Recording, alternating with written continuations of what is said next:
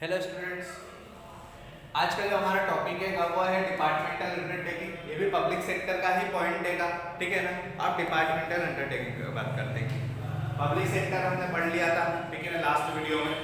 आज के वीडियो में डिपार्टमेंटल अंडरटेकिंग, जिसे हिंदी में बोला जाता है विभागीय उपक्रम या विभागीय संगठन, मतलब डिपार्टमेंटल ऑर्गेनाइजेशन। गवर्नमेंट द्वारा सरकारी हस्तक्षेप द्वारा या फिर बोल सकते हैं सरकार के द्वारा कोई कंपनी चलाई जाती है। पूरा अधिकार ये बोल सकते हैं गवर्नमेंट का ही रहता है, वहाँ पर प्राइवेट सेक्टर कहीं से कहीं तक नहीं रहता है, ठीक है ना। ये सारे क्या होते हैं, डिपार्टमेंटल अंडरटेकिंग होते हैं। ये जैसे बोल सकता हूँ, यहाँ पर गवर्नमेंट द्वारा कोई कंपनी चलाई जाती है जिसका पूरा काम सरकार द्वारा किया जाता है, सारे डिसीजन सरकार द्वारा लिए जाते हैं, कंपनी के टारगेट सरकार द्वारा सेट किए जाते हैं, वो भली राज्य सरकार हो या फिर केंद्र सरकार, स्टेट गवर्नमेंट या फिर सेंट्रल गवर्नमेंट, दोनों हो सकती है, दोनों अपने अपनी कंपनियां चला सकती है, ठीक है ना। आपने देखा होगा कुछ ऐसे काम रहते हैं जो प्रॉफिट बेस्ड रहते हैं, जो गवर्नमेंट द्वारा किए जाते हैं। जैसे एग्जांपल ले सकते हैं हम लोग, बोल सकता हूँ इंडियन रेलवे, भारतीय रेलवे, ठीक है। प्रॉफिट नहीं आता होगा क्या साल भर में? ऐसा हो ही नहीं सकता, बट है क्या, गवर्नमेंट कंपनी पूरी तरह से। Indian railway government, central government का उपक्रम है, ठीक है ना। किसका है? सेंट्रल गवर्नमेंट का। यहाँ राज्य सरकार का इसमें कोई हस्तक्षेप नहीं रहता। उसका किराया बढ़ाना है, नहीं बढ़ाना है, काम ज्यादा जो भी करना रहता है सेंट्रल गवर्नमेंट करती है। सेकेंड चीज, कब कौन से रूट पे कौन सी ट्रेन चलानी है, ठीक है ना, ये भी टाइमिंग उनके द्वारा ही सेट किया जाता है। कहाँ कौन सी नई ट्रेनें बढ़ानी है, कि किसका टाइम बढ़ाना है, कब कौन सी ट्रेन को हटाना है, ये सारी चीजें वही होती है। अब सेंट्रल गवर्नमेंट मतलब जो हमारी प्रधानमंत्री वाली कैबिनेट हो गई, वहां पर उसमें एक डिपार्टमेंट बनाया जाता है, ठीक है, पूरा एक विभाग बनाया जाता है। इसमें एक मंत्री, आपने सुने ही होंगे मंत्री, मिनिस्टर, ठीक है ना, होम मिनिस्टर, प्राइम मिनिस्टर, ठीक है ना। ऐसे वहां भी एक मंत्री होता है जिससे रेलवे मिनिस्टर बोला जाता है, ठीक है। रेलवे मंत्री, पूरे रेलवे की जानकारी किसके पास में रहती? उस व्यक्ति के पास में रहती। कब क्या करना है सारी चीजें वो देखता है, ठीक है। ये क्या हो गया, इसमें एग्जांपल भी आपको दे रखा है भारतीय रेलवे। नेक्स्ट दिया है Indian post office. Post office भी क्या है, गवर्नमेंट का ही है। पूरा जितना काम उसमें किया जाता है वो भी गवर्नमेंट के उसके थ्रू ही किया जाता है। नेक्स्ट है दूरसंचार सेवा, BSNL ले सकते हैं, ठीक है ना। BSNL जो कंपनी है किसकी है? गवर्नमेंट की। जितना भी काम इसमें किया जाता है वो गवर्नमेंट द्वारा ही किया जाता है। और हिंदुस्तान एरोनॉटिक्स लिमिटेड, इंडियन क्या बोलते हैं अपना, फ्लाइट चलती है, ठीक है ना, वो भी किसके द्वारा चलती है? इसी के। तो गवर्नमेंट ने हर जगह अपने अपने, जैसे इंडियन एयरलाइंस, ठीक है ना, इंडियन एयरलाइंस, ये सारी चीजें क्या है, गवर्नमेंट की कंपनी है। Indian railway, Indian post office, Indian airlines है, और BSNL, ये सब गवर्नमेंट की कंपनी है। यहाँ पर भी सरकारी एम्प्लॉयज होते हैं जो गवर्नमेंट के जैसे काम होते हैं, IAS अधिकारी वगैरह, उनके द्वारा किए जाते हैं। यहाँ पर पूरा एक डिपार्टमेंट, कैबिनेट मंत्री जो रहते हैं ना, पूरा एक डिपार्टमेंट अलग अलग बनाया जाता है इनका, ठीक है ना, जो इसकी पूरी जानकारी रखता है। दूसरी चीज आती है यहाँ पर काम करवाने के लिए IAS, ठीक है ना, कलेक्टर की जो ओहदे की पोस्ट वाले व्यक्ति होते हैं, उन्हें एक डिपार्टमेंट की जिम्मेदारी दी जाती है, डिपार्टमेंट का पूरा काम दिया जाता है, ठीक है ना। तो आई होप आपका डिपार्टमेंटल अंडरटेकिंग कंप्लीट हो गया होगा, ठीक है ना। कैरेक्टरिस्टिक्स में दिया गया है कि इसका जो सरकारी बजट होता है, ठीक है ना, इनका जो भी पैसा आता जाता है वो कहाँ से आता है? गवर्नमेंट बजट, ठीक है ना। सरकारी बजट जो साल में एक बार बनाया जाता है, उसके थ्रू ही कि इंडियन रेलवे में हमें इतना पैसा डालना है, एयरलाइंस में इतना पैसा डालना है, ये सब बजट में बताया जाता है। ये पूर्णतः गवर्नमेंट होता है, इसमें पूरा कंट्रोल किसका रहता है? गवर्नमेंट का रहता है, ठीक है ना। इन डिपार्टमेंट से अगर आपको इनकम होती है तो वो सारी कहाँ में डाली जाती है? कि सरकारी खजाने में, ट्रेजरी में, ठीक है ना। और अगर इसमें से कोई खर्चा करा जाता है तो वो भी कहाँ से निकाला जाता है? उस ट्रेजरी में से, उस खजाने में से ही निकाला जाता है। इन डिपार्टमेंट का ऑडिट करना सरकारी विभाग का काम रहता है, ठीक है ना। यहाँ पर अलग अलग पार्लियामेंट में अलग अलग डिपार्टमेंट बना दिए गए हैं और वहाँ पर आपको जवाब देना पड़ता है, वो वाली स्टेट गवर्नमेंट का पार्लियामेंट हो या फिर सेंट्रल गवर्नमेंट का। यहाँ भी विधानसभा लगती है हमारी और वहाँ राज्यसभा लगती है, ठीक है। तो इनमें आपको सारी जानकारी देनी पड़ती है कि आपने कब कौन सा काम कैसे करा है। ये हो गया हमारे डिपार्टमेंटल अंडरटेकिंग वाले पॉइंट कंप्लीट। नेक्स्ट ले लेते हैं हम पब्लिक कॉर्पोरेशन।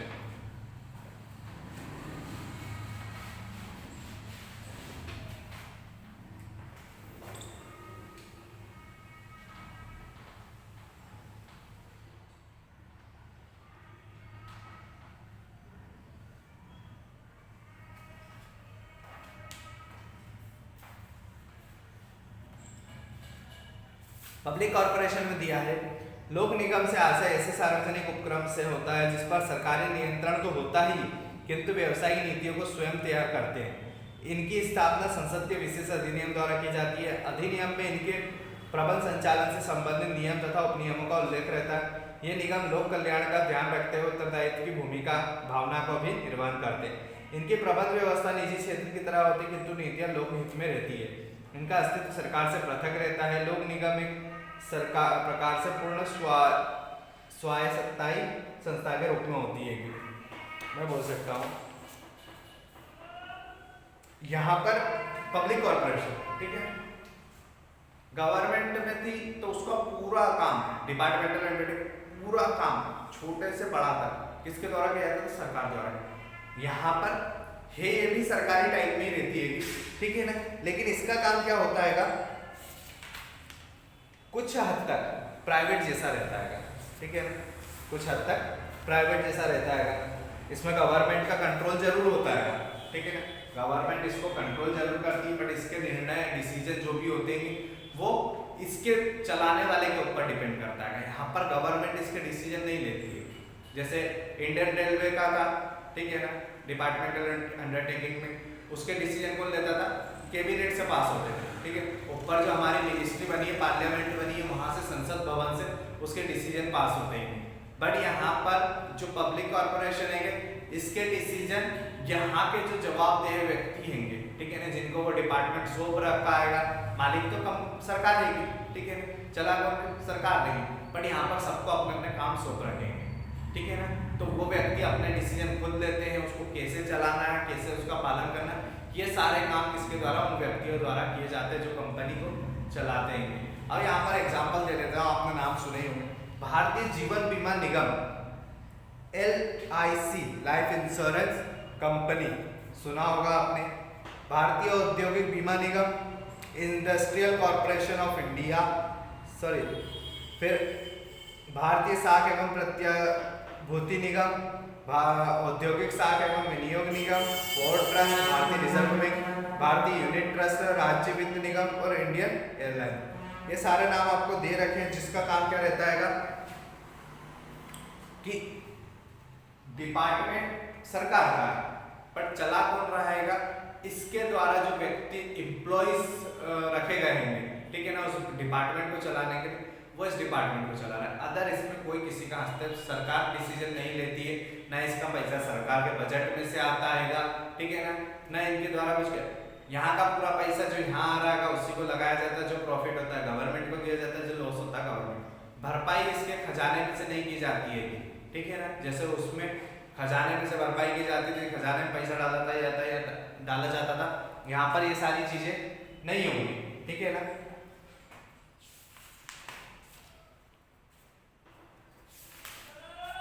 नेक्स्ट पॉइंट पे आ जाते हैं, वो दिया है हमारा गवर्नमेंट कंपनी, सरकारी कंपनी। सरकारी कंपनी क्या होती है? ऐसी कंपनी जिसका 51% शेयर गवर्नमेंट के पास हो, ठीक है ना। ऐसी कंपनी जिसका 51% शेयर अंश सरकार के पास में हो, वो कहलाती है हमारी गवर्नमेंट कंपनी।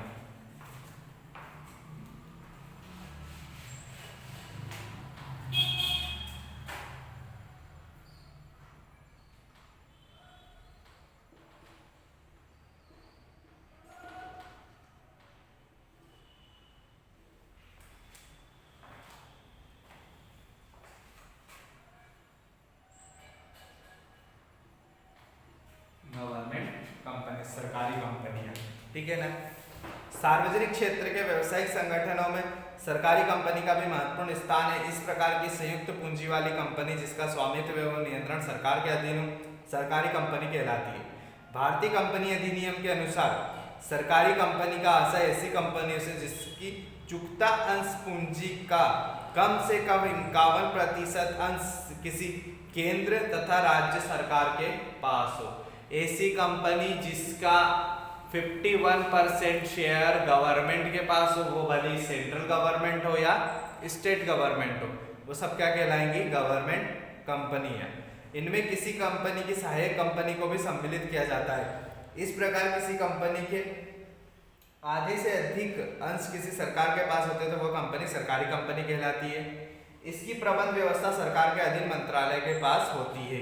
इसको चलाने का दारोमदार किसके ऊपर रहता है? मंत्रालय द्वारा, ठीक है ना। जो भी गवर्नमेंट इसका एक मंत्रालय सेट करेगी, ठीक है ना, वो सब इसी को चलाएंगे। अब यहाँ पर main government company state trading corporation of India, Indian oil corporation, Indian telephone industries, Indian drugs and pharmaceutical limited, Hindustan cable limited, Hindustan insecticides limited, Bharat heavy electricals भेल और Hindustan fertiliser and chemicals limited, ठीक है ना। ये सारी चीजें क्या है? गवर्नमेंट कंपनियां हैं। जिस इन सारी कंपनी को 51% से ज्यादा शेयर किसके पास में? सरकार के पास में है, ठीक है ना। जैसे हिंदुस्तान स्टील लिमिटेड, भारतीय टेलीफोन उद्योग, Hindustan salt company, Hindustan aircraft company, Hindustan shipyard company, Bharat heavy electricals limited, steel authority of India, ये सारी कंपनी किसकी हैगी? गवर्नमेंट की हैगी, ठीक है। इसके 51% से ज्यादा शेयर किसके पास में? गवर्नमेंट के पास में। अब इसके कैरेक्टरिस्टिक्स दिए। सरकारी कंपनी का समामेलन इनकॉर्पोरेशन कंपनी अधिनियम 1956 के प्रावधानों से अधीन होता है, ठीक है ना। ये कंपनी किसके द्वारा बनाई जाती है? 1956 एक्ट के द्वारा। कंपनी की ही तरह इसके सदस्य का अस्तित्व कंपनी से पृथक माना जाता है। कंपनी का जो बोल सकते हैं, कंपनी का जो अस्तित्व है, ठीक है ना, एंटिटी है, वो भी क्या है कि इनके एम्प्लॉयज की तरह अलग ही होती है, या फिर कंपनी की तरह एम्प्लॉयज की अलग होती है। सरकारी कंपनी की वित्त व्यवस्था पूर्णतः स्वतंत्र होती है। इनके लेखों या बजट को संसद में पेश नहीं किया जाता है, ठीक है ना। ये कंपनियां है कि इसके जो भी लेखे हैं, अकाउंट है, वो सभी संसद भवन में पेश नहीं किए जाते, जैसे डिपार्टमेंट में हमने कहा था। इन कंपनी कर्मचारी सरकारी कर्मचारी की तरह नहीं होते हैं। कंपनी के संचालक मंडल का गठन सरकार द्वारा किया जाता है। सरकारी कंपनी वाणिज्यिक सिद्धांतों पर आधारित संचालित होती है। यहाँ के जो एम्प्लॉयज होते हैं वो गवर्नमेंट एम्प्लॉयज नहीं कहलाते हैं।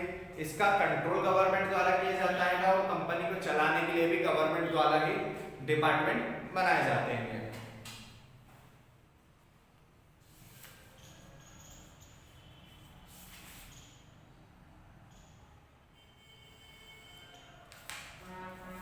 Merits of government company. सरकारी कंपनी का निर्माण करना आसान होता है, पहला पॉइंट। इसके निर्माण के लिए किसी विशेष अधिनियम की आवश्यकता नहीं रहती है, दूसरा पॉइंट। सरकारी कंपनी अपना संचालन एवं प्रबंध अधिक स्वतंत्रता के साथ कर सकती है, थर्ड पॉइंट।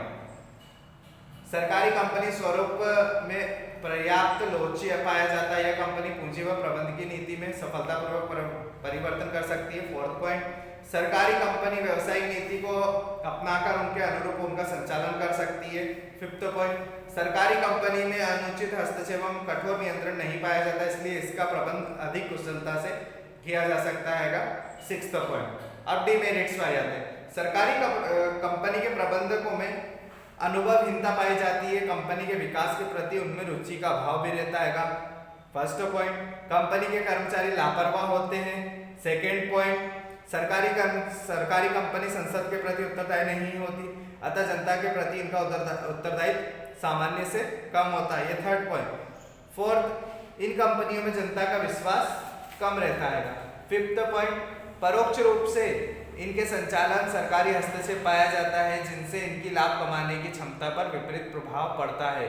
सिक्स्थ पॉइंट, सरकारी कंपनी पर कंपनी अधिनियम के प्रावधान इतने प्रभावकारी नहीं रहते। सेवंथ पॉइंट, सरकारी कंपनी के संचालकों की नियुक्ति एवं लाभांश की घोषणा का अधिकार सरकार के पास रहता है। यह हमारा गवर्नमेंट कंपनीज वाला पॉइंट भी खत्म हो गया है। अब प्राइवेट और पब्लिक दोनों सेक्टर हमारे कंप्लीट हो सकते हैं, ठीक है ना। नेक्स्ट पॉइंट है हमारा जॉइंट सेक्टर, वो नेक्स्ट कल के वीडियो में ले लेंगे हम लोग। Thank you.